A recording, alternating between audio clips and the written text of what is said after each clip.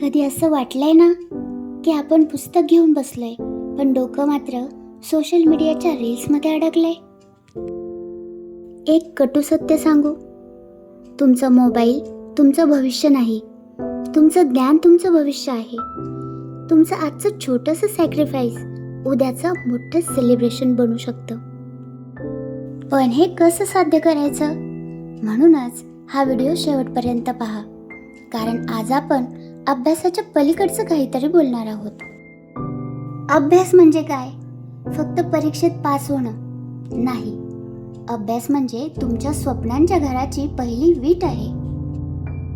जेव्हा तुम्हाला वाटेल ना की बस आता हार मानावी, तेव्हा फक्त एकदा डोळे मिटा आणि तुमच्या आई वडिलांचा विचार करा. त्यांनी तुमच्यासाठी किती गोष्टींचा त्याग केलाय.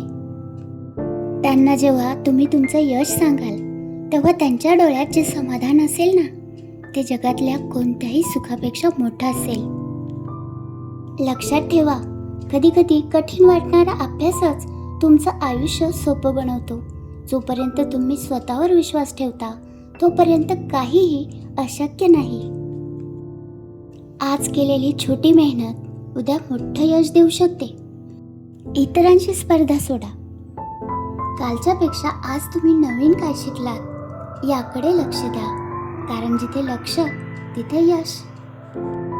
आता वळूया त्या एका गोष्टीकडे जी तुम्हाला टॉपर बनवू शकते. ती म्हणजे न थांबता केलेली छोटी सुरुवात. आज फक्त 10 मिनिटे मन लावून वाचा, उद्या ते 20 होतील. पण आज थांबू नका, कारण ज्या दिवशी तुम्ही हार मानत नाही त्याच दिवशी तुम्ही खऱ्या अर्थाने जिंकता. चला तर मग मोबाईल बाजूला ठेवा आणि तुमच्या स्वप्नांच्या दिशेने एक पाऊल टाका. तुम्ही तयार असाल तर कमेंटमध्ये लिहा, मी करून दाखवणार. तुमचे कष्ट नक्कीच फळाला येतील. पुन्हा भेटूया मनस्पर्शच्या पुढच्या भागात. तोपर्यंत स्वतःवर विश्वास ठेवा.